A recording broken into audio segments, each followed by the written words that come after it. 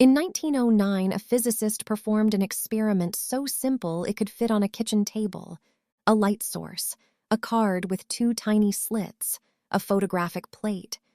He dimmed the light so much that only one single photon was passing through at any given moment. Then he let it run for 3 months. And when he developed the plate, what he saw should have been impossible. When light passes through two slits, the waves interfere with each other, like ripples on water. Where peaks meet brightness, where peak meets trough darkness, you get a striped interference pattern. This makes perfect sense if light is a wave, but Einstein showed in 1905 that light also behaves as particles, individual photons. So which is it? Wave or particle?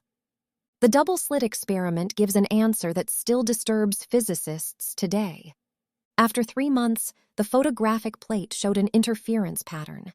Not two bands, not a smear, an interference pattern.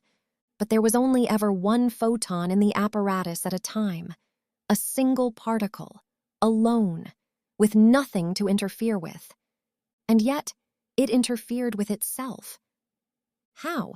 Quantum mechanics says the photon doesn't go through one slit or the other. It goes through both, simultaneously.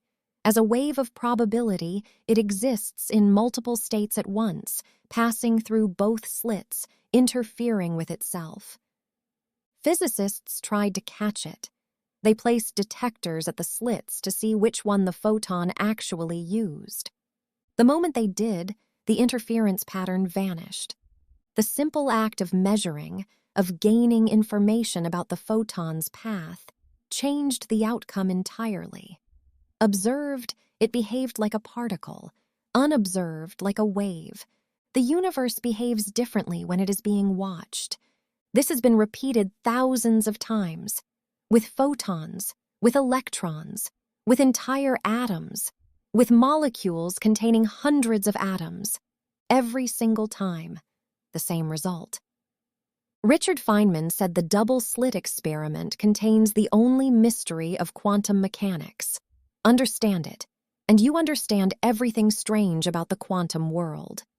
What it reveals is this: reality at its foundation is not made of things. It is made of possibilities, probabilities, waves of potential that only become definite at the moment of interaction. The solid, certain universe of Newton, where knowing every particle's position would let you predict the future perfectly, does not exist. It was an approximation. The real universe, at its deepest level, is irreducibly uncertain, irreducibly strange. And yet, every technology built on this strangeness works.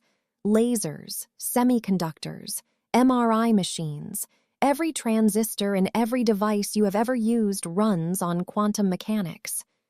Engineers didn't need to understand it philosophically. The equations worked perfectly. The quantum world is not an abstraction. It is the foundation everything is built on. One experiment, two slits, and a question we still cannot fully answer. What is a quantum particle when no one is looking? We do not know. And that uncertainty, at the heart of our best understanding of reality, may be the most honest thing science has ever admitted. The universe is stranger than we imagined, and we are only beginning to ask the right questions.